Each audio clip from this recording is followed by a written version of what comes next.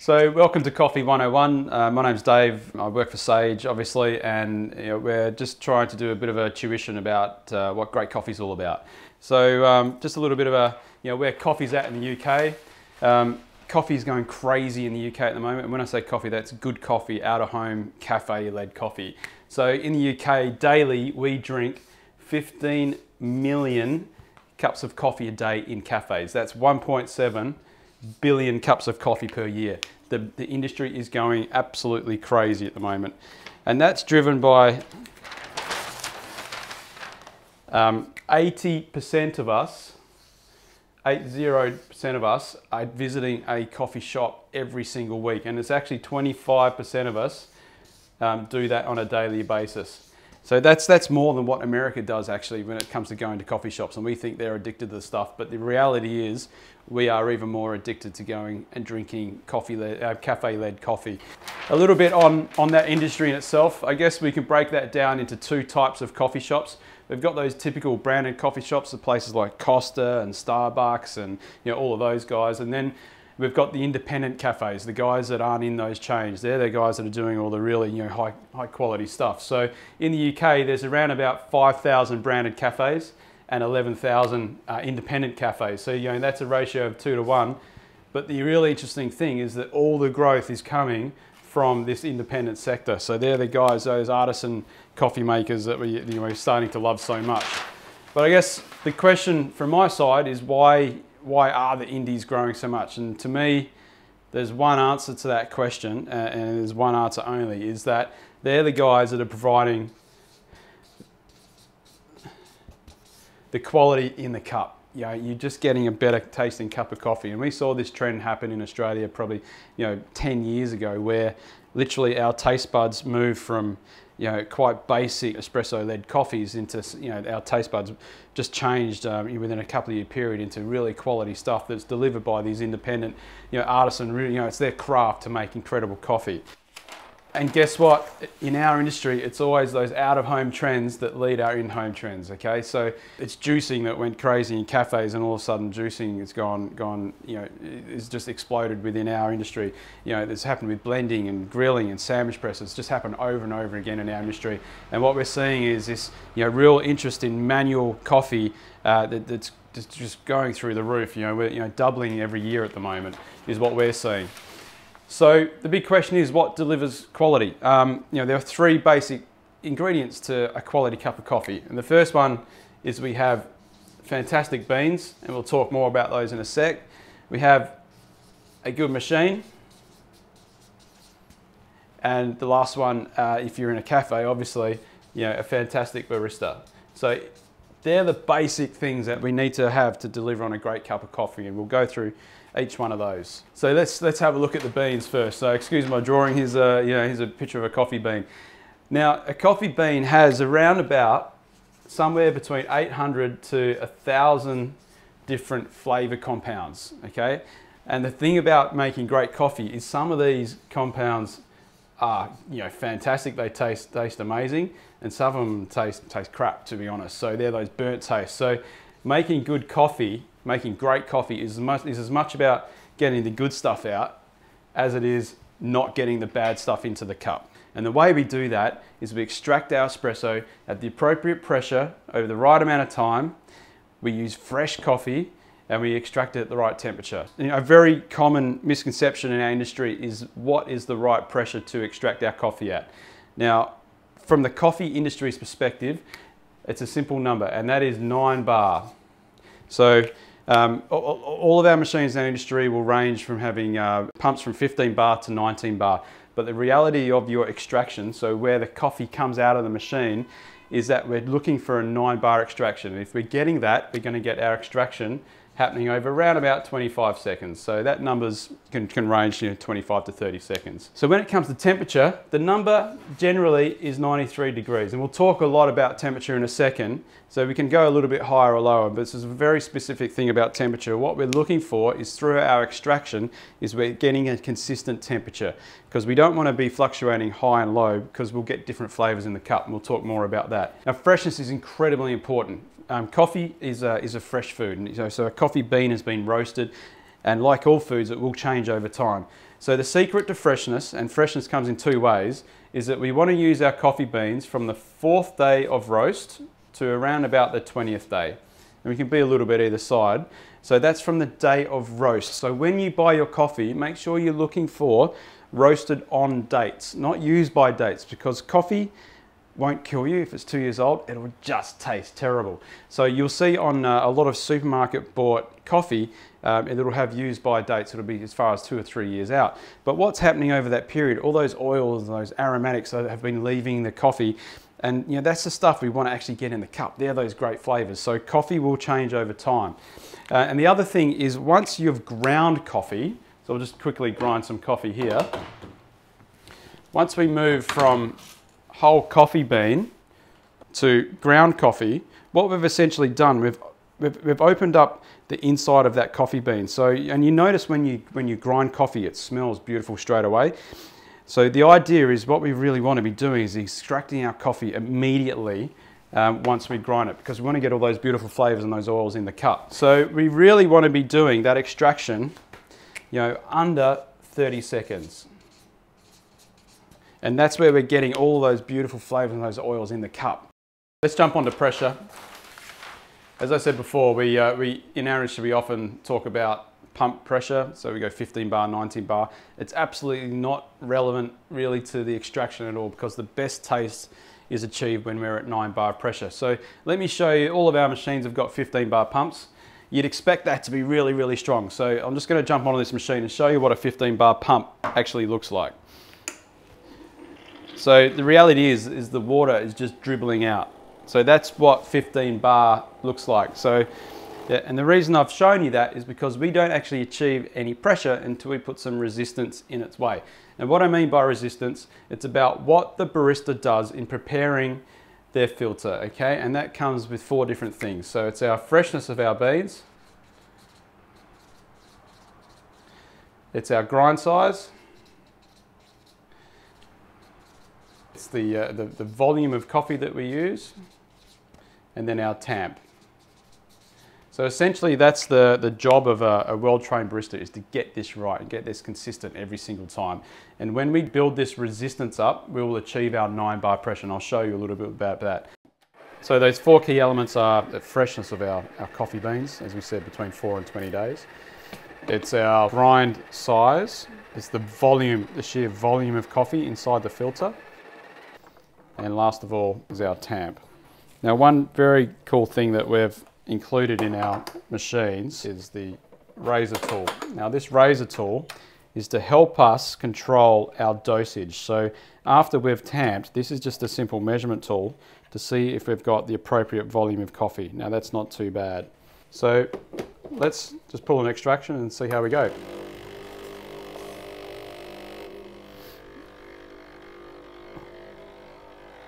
So you hear that pre-infusion. Now the pump's at full pressure.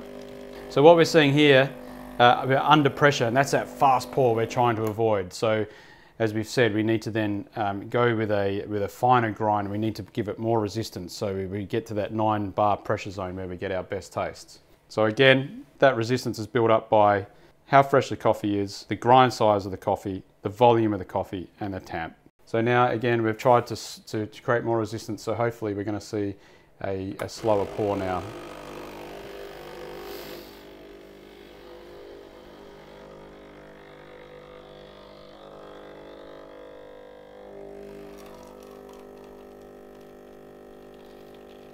So we're seeing a richer, darker colour, a much slower pour, and we're getting into a high up in our espresso range.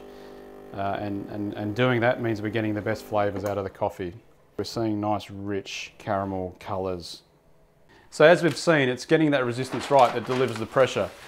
Now, in terms of what happens if we don't get it right. So if we have higher than 9 bar pressure or a really low extraction, what we're going to see is our coffee just dripping out. And what that will mean is we're above 9 bar pressure, and we're going to pull out these burnt, really bitter tastes.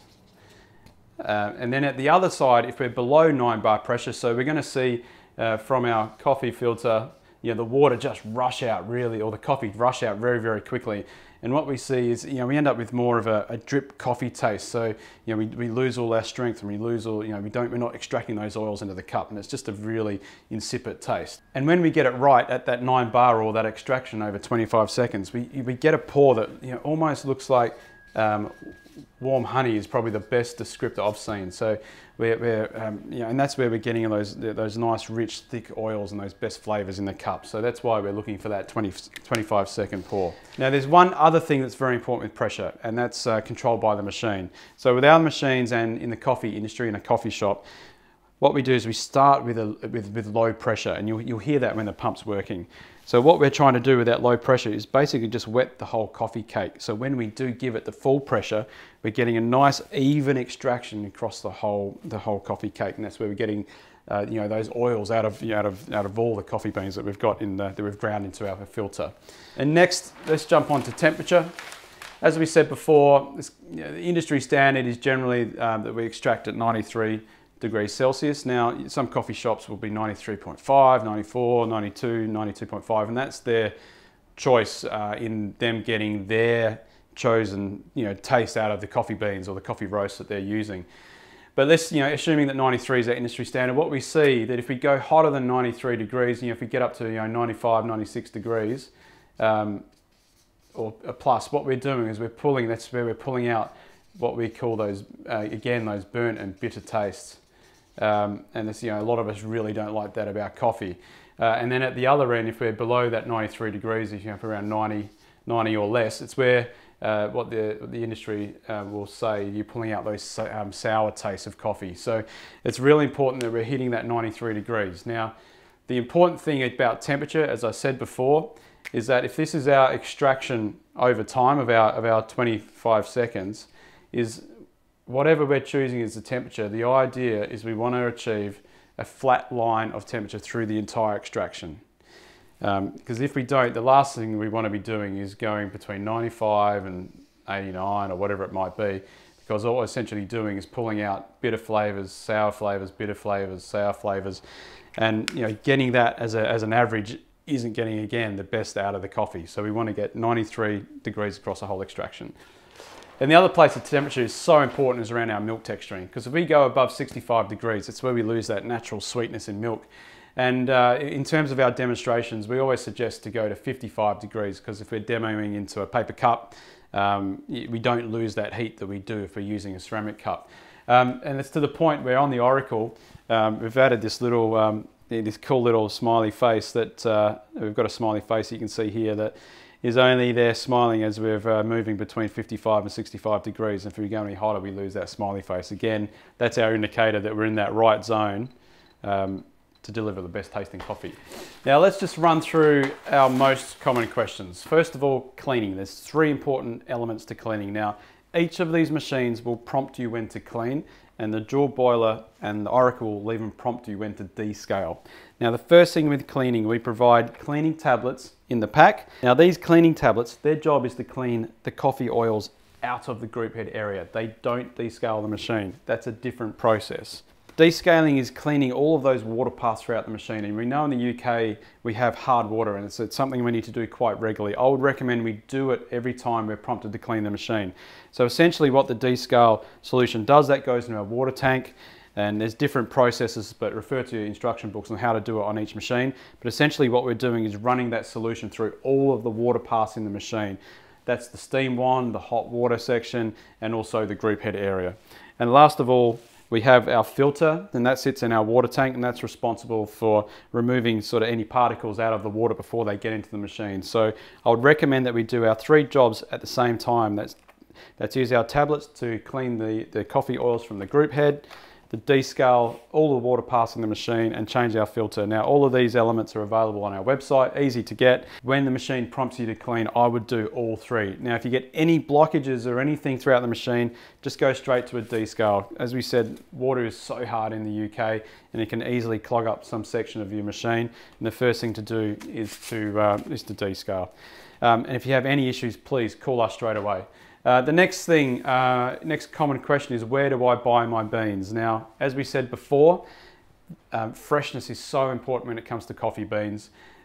but at the end of the day, it's what you like the taste of. So I guess our advice is to go to the cafe where you like their coffee the best. So you obviously like their flavor of coffee, so you like their coffee beans, and then it comes down to you getting the best out of those in the methods we've just talked about. But again, look for roasted on dates and use them between 4 and 20 days. We also get asked a lot about storage of coffee beans. A lot of people will store coffee beans in the freezer. That's a big no-no, and the reason that's a big no-no is because when you pull them out of the freezer, the water condenses on the outside of the coffee beans, and that's not good for making coffee. So store your coffee in a cool, dry, airtight container. And really what you should be doing is buying small bags of coffee often so they stay fresh, so you only use what you need in that sort of freshness 4 to 20 zone. Next, the differences between our machines. Let me just step you through those. We'll again look at the machines. So we'll start at the Barista Express. So the big thing here is that it's an espresso machine with the grinder built in, adjustable grind size and adjustable dose. That's as simple as using as pushing the handle in.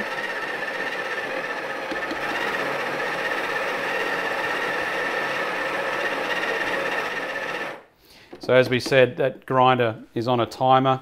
So once we've got our machine tuned in, we're going to get the same amount of coffee every time. And then because this is a single heat source in this machine, we have to move from extraction and then into steam. It's around about a 10-15 second heat up in between. The cool thing about this machine, because steam happens obviously very hot and we want our extraction at 93 degrees, once we've done our steam, the machine cools itself down so the next cup of coffee is made at the right temperature. So again, built-in grinder, which is a dosing grinder, single heat source where we have to go from our extraction and then onto steam. We've got another machine that sits below this, and that's the Duotemp. It essentially has all the internals of this machine, the same heat source, the same pressure controls, just without the grinder, and it's complete manual control. So as we move up the range, this is our dual boiler and the Oracle. Now the beautiful thing about these machines is they are dual boiler machines, and what that means is we have separate heating mechanisms, separate boilers for both the extraction and also for our steam. So, and that means two very important things. It means we can do our extraction and texture our milk at the same time. And so we're capturing those great flavors in the cup because the espresso shot is not waiting there for us to texture the milk. And the most important thing about the boiler system is that it's the way to achieve that flat line of temperature through the entire shot, and it means we're getting the best taste out of our dual boiler models. Now the dual boiler itself, as you can see, it doesn't come with a grinder, so you'll need a separate grinder. This is the kit for that person that really wants to tweak and play, really enjoys the art of making coffee. They're the barista themselves. And the last machine we got here is the Oracle. Now this is amazing. So as we said at the start, great coffee comes from three things, and that's great coffee beans, great machine, and a great barista. But the Oracle itself takes away the need to have a barista because it automates all those tricky things, the things that the barista's learnt 2 years to do. Let me show how it works. So first of all, you'll see on the side we've got a built-in grinder, but it's not just any built-in grinder. Essentially with a flick of the switch it will start grinding, but it's actually going to tamp for us. I'll just show you.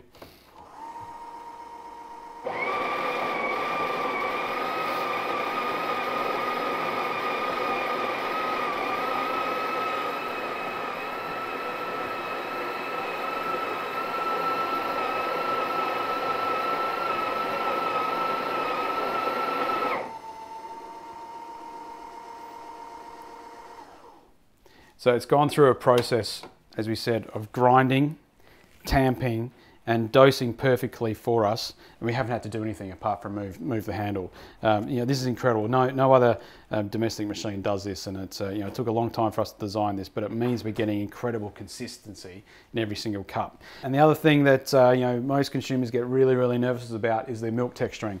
So the great thing about this machine, again, as we saw before, you get to choose your temperature of your milk, what we have here is a little temperature probe or a thermistor sitting at the bottom, so it will turn itself off when it achieves that temperature.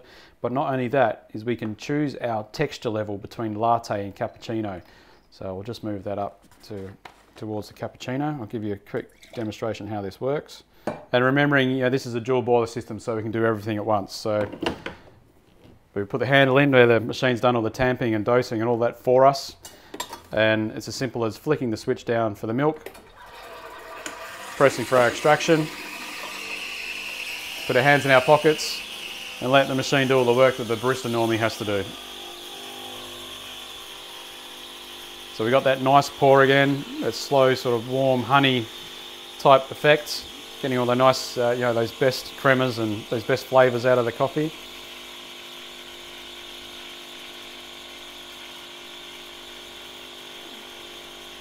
And we can see the milk is heating up, and we're getting an indication of how hot that milk is. The texture's building, it's nice and creamy, it's beautiful, and it will turn itself off when we get to our preset temperature. As I said, this is the machine that kind of has the barista inside, so really we just sit back and let the machine do all the work. So it's turned itself off. It'll even clean itself after I put the milk one down. Just a quick clean of the outside of that, so we're good to go for the next cup. And then we've got really nice creamy milk that I haven't had to do anything for apart from flick a lever. And it's just as simple as over time learning my latte art. Simple as that. So the Oracle, the machine for people who want amazing coffee but don't want to go through the effort of making it. So the next thing, where to go for help. To me, if you want help with how to make coffee, go straight to YouTube. We've got loads of YouTube clips on our website and there's stuff all over the internet. But if you've got any issues at all with making coffee, or you think your coffee machine's got any issues at all, please call us. Our phone number is on the water tank or on the bottom of every single machine. Call us and we'll help you straight away. Now the next one is milk. How do I get the best milk? We all want to do amazing latte art, but I'm not going to show you how to do that, but I'm going to show you how to texture some really nice milk. Now what's great milk? I think it's best described as microfoam. So what we're looking for is tiny bubbles through all of the milk basically. So we get this really creamy consistency when we drink our coffee, almost from top to bottom. In the old days we used to have big bubbles and we used to spoon them on top, and that's just kind of not done anymore. So what we're trying to do, the best thing to get that result, what I'll do, and I'll demo in a sec, I'm going to fill this milk jug up to halfway. Now halfway is indicated by the bottom of the spout. That gives us enough milk to work with to get a great result. And then what I'll be doing is a few different things. And what I like to do is I like to angle the milk jug towards me. It gives me a chance for me to see inside the milk jug really easily. I'm going to have the steam tip at 3 o'clock, so it's on the side. So I'm going to say 3 o'clock, so it's 12, 3, 6, 9. So the steam tip on the side, because what I'm trying to do is get my milk swirling. And the reason we do that, any bubbles we form, we want to actually sort of disappear, and that's what that swirling does. And then on the on the dual boiler, because we don't have the temperature probe here, I have my hand on the base of the jug, and that's my temperature probe. When it's too hot to touch, that's the temperature that will stop texturing. Now, the other thing we always talk about is that we should use our ears a lot when we're texturing milk. If we've got our steam tip in too low, you'll hear this screaming sound. If it's up too high, we'll just obviously have lots and lots of bubbles. But what we're trying to do is have the steam tip just out of the milk. So it's a process of pushing steam into the milk. And it's just, you'll hear this kind of hiss sound, and if we're doing that, we're going to end up with nice milk. So let me just demonstrate that for you. Fill that milk up to around halfway, as we indicated by the bottom of that spout. It's always nice to give our steam on a quick purge. Again, I'm leaning towards me, and I've got the steam tip just out of the milk at 3 o'clock on the side, again, to get that swirling going. So here goes. So we're hearing that, we're looking for that hissing sound. You can see the milk swirling quite aggressively. So again, any bubbles that we're forming, we're getting rid of. And you'll see that what we're doing now is we're actually increasing the volume of the milk. That means that we're pushing texture into the milk. So the milk will actually grow as we go. Got my hand on the base, feeling the temperature. And we're getting there. Quick purge of that steam wand and a quick clean for that next shot. But as you'll see, we've got nice glistening, we've got no visible bubbles on the top. And wet paint, as we said, I think is a great descriptor. The reason I'm keeping that moving is I don't want it to separate before I pour it. Now again, I'm not a barista, so excuse me for not presenting the best latte art. But we'll pour straight into the top. And the reality of good milk is if we can get a white, anything that's white on the top, that means we've got this beautiful balance between well-textured milk and a great shot of espresso. So there you go. So remember, lean it towards you, steam tip at 3 o'clock, listen for that hissing sound, keep the milk swirling, temperature probe is our hand on the bottom, and it's just practice from there. And look for our white dob on the top. That's the first thing we should be trying to achieve. So I hope that's helped, and you've learned a little bit more about coffee. Now, if you have any issues, any customers got any questions, please just call us and we'll help you through them. Now, as I said before, our phone number's on the water tank of every machine, it's on the base of every machine, but all I'll say now is try and get your hands dirty, get into making coffee, try it, fall in love with it. It's a great category, and it's a category that's going to be growing for a long time. So, coffee on.